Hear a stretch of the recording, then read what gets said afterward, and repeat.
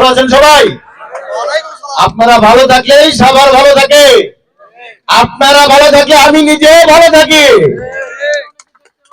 আমি এই এলাকায় এত সুন্দর একটা প্রোগ্রামে আজকে আইসা সত্যি কথা আমি আন্তরিক ভাবে কৃতজ্ঞতা জানাই যারা আজকে এই আমার এলাকার জন্মস্থানে যারা যুব সমাজ তাদেরকে। যদি সব এলাকার মানুষ যদি ঐক্যবদ্ধ থাকে, একটা বলতে তাদের সব ঐক্যবদ্ধ আছে। আজকে আপনারা একটু পিছনে যান। বললাম মারা যাওয়ার পর আমরা খালেদ চেয়ারম্যানের সাথে ঐক্য ছিলাম। আজকে আমরা কোথায় গেছি, কিভাবে এই ঐক্য নষ্ট হয়েছে, দিনে দিনে আমরা কতটা পিছায় গেছি, এটা আপনারা ভাবছেন? আপনারা একবার মনে করেন তো যে কোথায় ছিলেন আপনারা, এখন কোথায়? এই ঐক্য না রাখলে আরো পিছায় যাইতে হইব। এই ঐক্য সুদৃঢ় করতে যত যেখানে যা লাগে আমি সব কিছু দিয়ে আপনাদের সাথে একদম, আপনারা কোনো কিছু নিয়ে সংকোচ করবেন না, আমি আপনাদের পাশে আছি। আর আপনার যে রাস্তার কথা বললো, আমি বললাম এটা একটা কাঁচা রাস্তা। এই রাস্তাটা মাইপা দুই সাইডে গাইডওয়াল দিতে কতখানি জায়গায় রাস্তাটা আছে একটা প্রজেক্ট মানে আমাদের দেখ। আর যে রাস্তা আছে দেখ, আমি চেষ্টা করবো আমি আমার নির্বাচনের আগে আপনাকে এই রাস্তা শেষ করে দেওয়া। যদি আরো থাকে আমার প্রজেক্ট বানায় দেন, আমি এখন আর ভোট চাই না। আমি বলি যে আমার কাজ দেন, আমি কাজ করি। কাজ করার পর যদি মানুষের মন জয় করা পারি তাইলে তো ভোট দিব মানুষ। আর এইটা আমার নিজের এলাকা, এইখানে আমার খোলামেলা কথা, আমার আত্মীয় স্বজন, আমার চাচা ভাইয়েরা, ঠিক কিনা?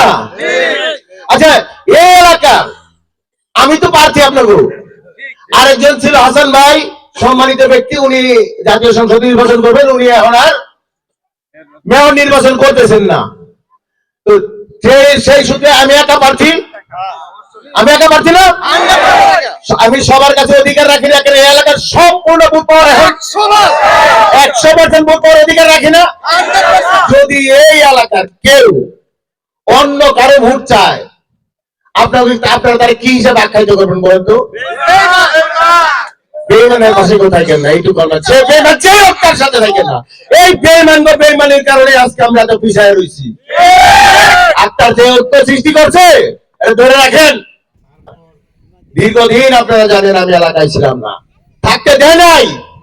আমি তখন রানিং কাউন্সিলর, মামলার পর মামলা দিতে দিতে দিতে দিতে আমার একেবারে এলাকা ছাড়া করে দিছে। এরও কিছু কারণ আছে। আওয়ামী লীগের নেতৃত্ব আমার বিভিন্ন রকম প্রলোভন দিছে, এইটা করে তো ওইটা করতে তুমি স্টপ যাও। আমি বলছি না, আমি রাজনীতি থেকে স্টপ দেওয়ার মতো কোনো সময় আমার নাই, আমি আমার রাজনীতিতেই থাকবো। যখন আমি কথা শুনি নাই তখন আমার বিরুদ্ধে মামলা দিতে দিতে আমার ক্রস ফায়ার দেওয়ার মতো অবস্থা তৈরি করে ফেলছিল। আমি সিনিয়র নেতৃবৃন্দের পরামর্শে সাভারের বাইরে অবস্থান করতাম। দলীয় কর্মসূচিতে সব সময় আমি এবং আমার লোকজন ঢাকাতে অবস্থান কর্মসূচি আমরা।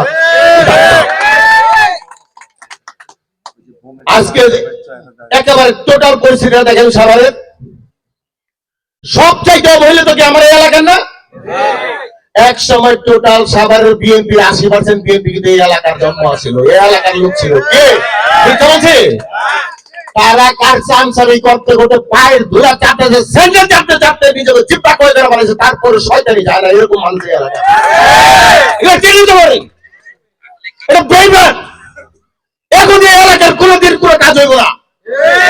এরা এলাকার ষড়যন্ত্র করে সব করে পরে পা চাপতে যাতে নিজের জীবন ফয়সালা হয়েছে, তারপরেও এলাকার প্রতি তাকে কোনো দরদ নাই। না হলে রাজধানী এত সমস্যা কেন হইব? 50 বছর হয়ে গেছে, 50 বছরের বেশি স্বাধীনতার, 50 বছরের বেশি একটা রাস্তা করতে গিয়ে কেন ঝামেলা হইব? এখনো ষড়যন্ত্র করতেছে। ষড়যন্ত্র কেন শেষ হয় না? আমি কোন ষড়যন্ত্রকারী সে আমার বাপ হলো তার সাথে নাই। আমি এলাকার মানুষের পক্ষে, আমি এলাকার উন্নতি চাই, এই অবহেলিত এলাকার উন্নয়ন করতে চাই।